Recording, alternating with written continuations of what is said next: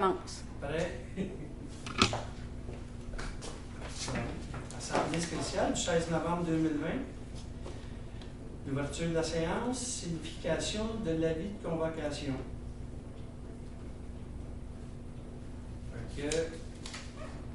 La greffière adjointe confirme qu'un avis de convocation a été dûment acheminé à chacun des membres du Conseil, conformément aux dispositions de la loi. Point 3, l'adoption de l'ordre du jour. Qui propose l'adoption du jour? Sylvie et Luc. Point 4. Séance spéciale du Conseil du 16 novembre 2020 à huis clos.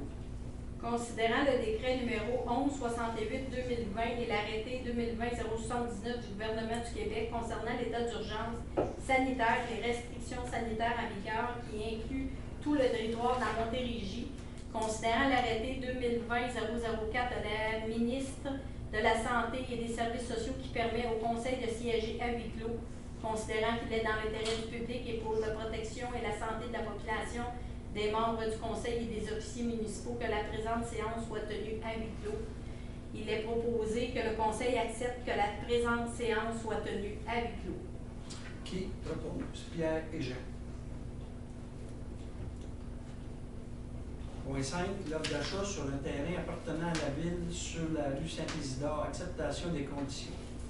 Considérant que 3 offres d'achat ont été déposées en novembre 2020 au Conseil, considérant qu'après l'étude des offres reçues, celle qui a été retenue par le Conseil provient de la compagnie Les Constructions Richard Deslandes, Inc., considérant que cette offre comprend la construction de 5 triplex jumelés de 3 étages hors sol, considérant les conditions contenues dans l'offre d'achat de la compagnie Les Constructions Richard Deslandes, Inc. et énumérées ci-dessous, l'obtention du financement auprès de l'institution financière, l'obtention de la part de la Ville de Saint-Pie de l'analyse de sol de phase 1 et 2 pour l'institution financière, que les travaux d'infrastructure de l'avenue Roy soient faits en 2021 sans frais pour eux et que les 3 immeubles soient desservis sans qu'il n'y ait de frais rabattus au compte de taxes, avoir le choix des couleurs du revêtement extérieur soit brun, gris et noir, que le zonage permette déjà ce type de projet, si possible, obtenir un congé de taxe de 2 ans sur la taxe foncière pour les nouveaux acheteurs, considérant que la Ville de Saint-Pie a également des conditions à émettre telles que les immeubles doivent être soumis à un plan d'ensemble pour assurer leur similitude. Les immeubles doivent être construits selon le plan de localisation fourni et préparé par Jean-Yves Tremblay sous la minute 21082, dossier 20236.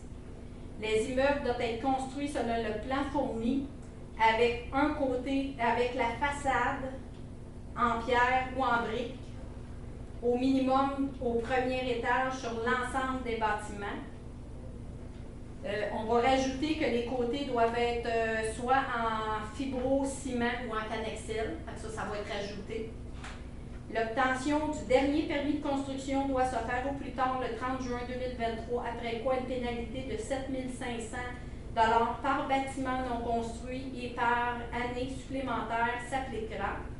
Dans le cas où le gouvernement exigerait l'arrêt des travaux de construction en lien avec la COVID-19, ce même délai serait reporté après le 30 juin 2023. Une headset doit être plantée le long des lots 2 970 198 et 2 970 197 si manquantes. Les espaces de stationnement et les entrées doivent être asphaltés.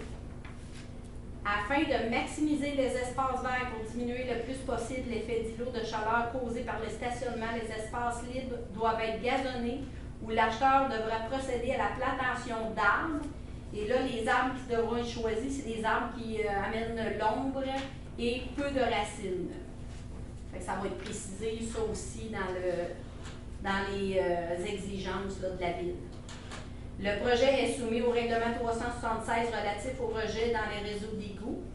Et on va ajouter un point que, étant donné que nous avons quand même 2 rapports en main, un qui a été fourni par l'acheteur et un que nous, on avait fait faire pour la décontamination, qu'on va faire une mise à jour de la phase 1 pour un montant maximum de 5 000 $.